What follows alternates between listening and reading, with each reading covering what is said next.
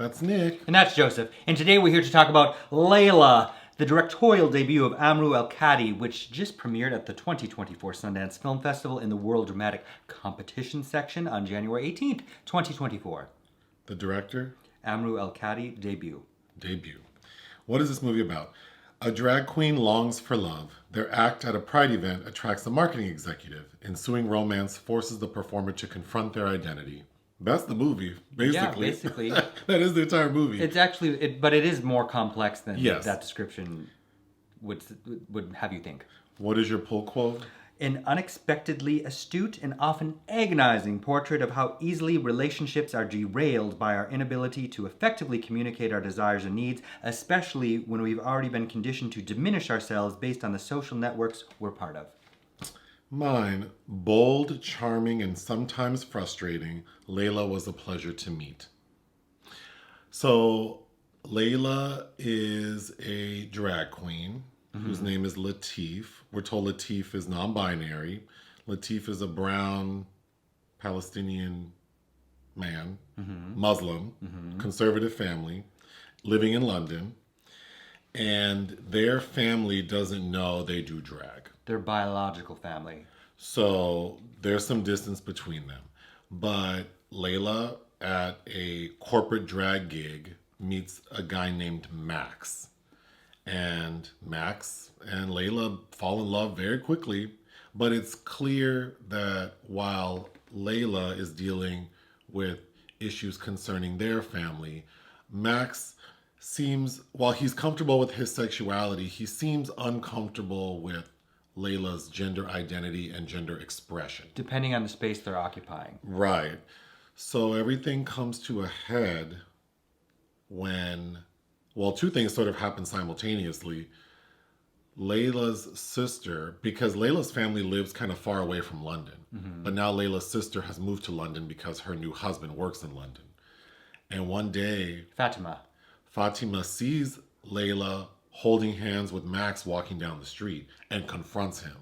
Like, boy, you're avoiding me and you walking around these streets. And Layla pretends that Max is just his coworker. So she's like, okay. Then Max wants Layla to meet his family, which consists of his dad and sister. But it's made clear that Max wants Layla to present more masculine and wear his clothes. Which he does. Max doesn't say outright to Layla, but there are various kind of microaggressions, behaviors that Layla gets the picture. But at this dinner party, Layla basically says, like, this is not going to work. And breaks up with him. The final scene of the film, after they break up, is Layla gives like this sort of abstract drag dance performance where we see their sister is in attendance. We also see as she's getting ready for the performance in Layla's dressing room, they have a painting Max drew for them. So I think the end is very hopeful because lines of communication with Layla's family have been opened. Max has a better understanding of Layla's needs. And then I guess the fact that Layla has this painting means that they're open. They're still harboring feelings for Max. It felt not so much ambiguous that things were headed in the right direction because they're both people that have to do considerable work on themselves, dealing with parts of their identities that they haven't that they don't maybe know how to articulate. Yeah. But I like that the movie didn't end like a little fairy tale wrapped in a little bow. It felt very realistic. So my pull quote saying that it's bold, there are several scenes that I thought were, this is new territory as well, dealing with queer stories and non-binary people.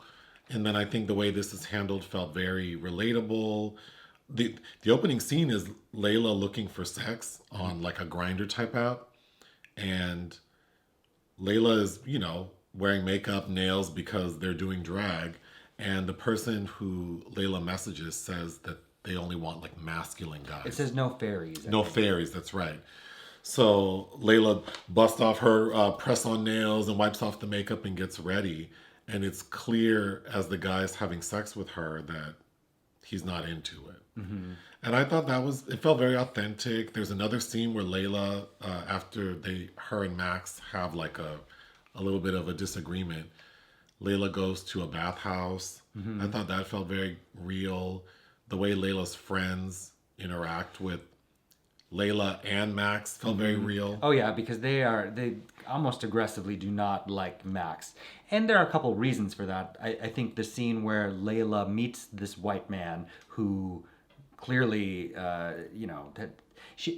they've diminished themselves to have this sexual interaction that doesn't go well anyway. And I would assume that Layla's friends have also had similar experiences with white people. So at first, Max seems really refreshing, and that Max seems to be into Layla no matter what the presentation is. Actually, yeah, I think that character was written very well because there's a very fine line it's walking between like say the word? Fetishization. And genuine attraction. And I think it's handled very well because for the first like hour of the movie, I kept saying like, oh God, he's going to say the wrong thing. But he really, Max, I think I did feel like Max genuinely liked Layla. Mm-hmm. And at a point says he loves Layla. And I believed it. And I didn't think it was just because Layla is a drag queen or because Layla's brown. So I thought that was very well done. Well, and their conversations felt real. Like this is the first time this white person has had to confront somebody who's non-binary and has some questions about how to deal with that. And in fact, Layla doesn't tell Max that. It's her friend, Princy, who very aggressively informs Max that they've misgendered Layla. And Max goes, well, I'm sorry, I didn't know that. Well, so then next I said the movie's charming. I really liked the actors playing Layla and Max. Bilal Hasna is playing Layla slash Latif. And that their feature debut, and Louis Greatorex, I think is how you say his last name, is playing Max. And yeah, I think they have genuine chemistry. Very likable. Everything felt believable, because when you watch a lot of queer indie films, especially featuring drag performances, there's usually some rough around the edges that you have to contend with and maybe forgive a bit to get through it. There was none of that. This film, I think, is very well acted. Yeah. Well, I was saying that too. Like, it's so nice to see people in drag who can act. Yes. Oh, speaking of which, Caramel, the drag queen from RuPaul's Drag Race Series 5, is in the film. Mm-hmm. No speaking lines, but she's in like 2 scenes. Yeah. So that was cool to see her. Mm-hmm. So then my pull quote saying that it's sometimes frustrating. You already alluded to it, but I think it felt very authentic in that these people are not communicating well, combined with, particularly for Layla's friend group, sort of creating this bubble for themselves that seems very like self-fulfilling in like a toxic way because... Well, yeah, it's a chosen family, it's your support system, but there also has to be a way to navigate with others. Right. And I think the overall theme was this is spoken by Fatima late in the film when she's like, you've never given me a chance. And that's what I think all of these characters' innate problems are, is they're not really giving someone a chance. And I think that's what this film does very well, is seeing how like no one's giving anyone a chance. Yeah. Including themselves. Yeah. So when I say frustrating, it's not necessarily in a negative way because I do think it's handled very effectively and authentically. Well done. But I want to start with the corporate gig because the opening of the film, also Layla in drag looks fantastic. Mm-hmm, their makeup is really good. But Layla gets booked for a corporate gig and, Layla's always with their friends. So Layla's like, well, come with me. I'm getting paid 900 pounds. Mm-hmm. So, of course, that's a lot of money to them. So they go, and the gig is just like at this corporate office, sparsely attended. People are ignoring her performance. And the person organizing it is basically saying, like, we want you to do this and this. Keep it very, like, PG and neutered. So Layla's already not feeling it. And then when the performance is done and Layla asks for their money, they pay this bitch in coupons. The company that hired them is like a Postmates Uber Eats type situation. It's called Fork. Up? Fork you, Fork you. which It's is like, funny. it's funny, but it's like, how PG are you expecting someone to be when that's your Right, when your company's name is a play on an expletive. But they pay this poor thing in $900 worth of like gift cards. So then, of course, Layla gets mad and has this act of like defiance that like I thought reminded me of Precinct has that night called Fat Slut where people perform. and rub food on their bodies. And Yeah. that's what Layla does. But then, of course, Max thinks Layla's kind of punk and kick ass, and they end up hanging out that night, spending the night on a rooftop, having sex. And then the next morning, when Layla wakes up on the rooftop, Max is gone. But they reconnect. Well, Max comes to see Layla perform, and their initial reaction is like, "Did you forget something?" And he goes, Yeah, you." Yeah, That was sweet. It's sweet. I also thought the moment when they first have sex was sweet because they're kind of fumbling through getting Layla's drag off. But it felt very sweet and real. Well, they kept saying, "It's okay." The wig's getting chucked off and the nails, and they kept going, "It's okay." It was sweet. Yeah. I like the music that was used in the film. Yeah. I was very anxious watching this, but of course, objectively watching two people struggle to communicate. When it's like, if you just said that, if you just allowed yourself to be vulnerable, but wanting the white person to be like, you need to make them comfortable. Why can't you say these things? But they're not at a place where they can even articulate. But those that's things yet. interesting because I would also say Layla needs to make Max comfortable. Like They both meet. this well, person is open to getting to know you, and it's like I'm not part of your world, so you need to kind of help me a little bit. So you and your friend, well, specifically Layla's friends, being so quick to rip Max apart, and it's like, listen, bitch, I don't even have to be here. Like I'm into your friend, I'm getting to know them. I'm not worried about you. Rip Max apart, or there's that. Oh, everybody has that one friend that tries to steal your man. Right, at there's that the age. one Yeah. friend.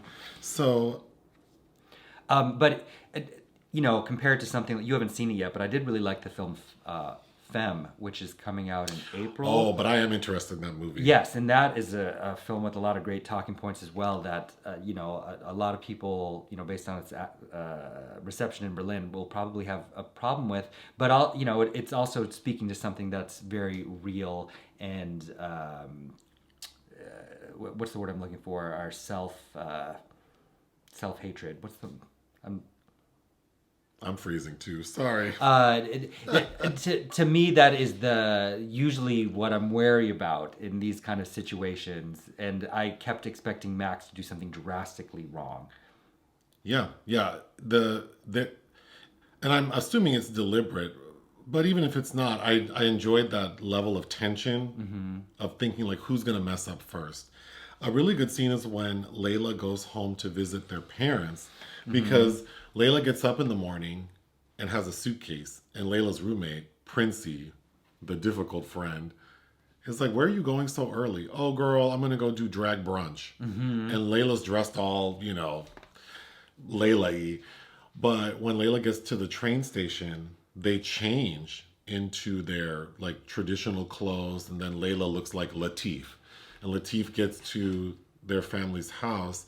And I thought it was very interesting how the parents interact with Latif. It's very cold and distant. We never see you. But it's also like, well, are you trying to see me? Like, I can't, like, have you tried to come to London and see me? Well, usually parents like that can already sense there's something they probably don't know, want to know about their child, which is causing that. And then the parents go, oh, we want to introduce you to someone, like they're trying to play matchmaker. And they introduce Latif, Layla, to this girl.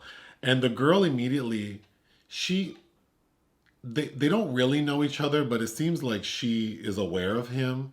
And she's basically like, girl, we don't even have to do this. My boyfriend's waiting outside. The reason he's not in the house is because he's white. And then she goes, but I have some blow if you want to go do that. Because that's what we need to get through this. Because that's what we need to get through this bullshit. So then they go and get high. And then we get Layla sort of freaking out because now that Layla's done some coke, is kind of out of it and then starts dancing. And we see that Layla's sister clocks that they're dancing kind of dancing in an effeminate way. I'll have to bleep that. So he freaks out. And she confronts him. And I also thought it was very interesting that she's like, oh, meet my husband. For the first time. Like, wow, you're that disconnected from your sister that the first time you're meeting her husband is at the wedding party.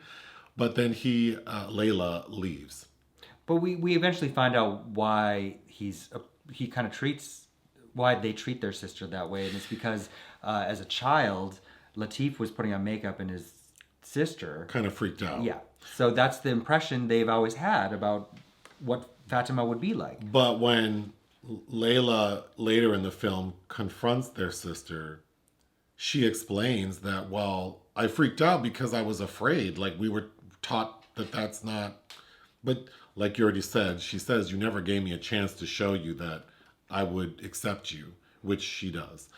So after that scene where Layla leaves the party with the parents, we get to like an abstract dance scene that involves glitter.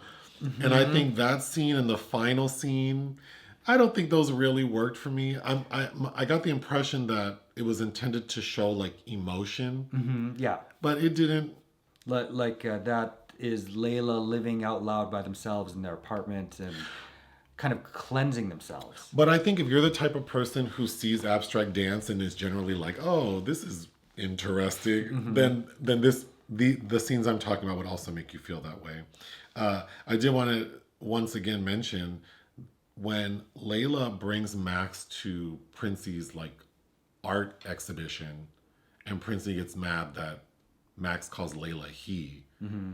I was very frustrated for Max because it's like, well, lady, I don't know you, and the person that I've been sleeping with never told me their pronouns. So, like, But also, Max is frustrating because Max didn't ask, and okay, so maybe he's not used to asking people for their pronouns, but he knows Layla is not probably their real name. So I found it surprising that Max never asked Layla. I agree. I think they both play a part in this misunderstanding because I kept thinking because Max gets mad when he finds out Layla's boy name is Latif, and it's like, well, why did you never tell me that? Like, how do I not know that?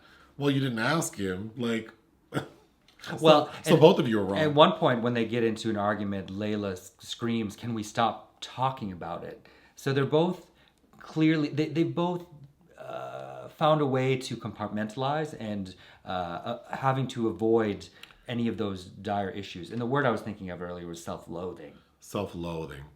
I'll put that over it. But there's symbolism of an octopus used because Max is an artist. Octopuses or octopi or octopods, as we learn. Octopode? Octopode. The plural of octopus, whatever that is.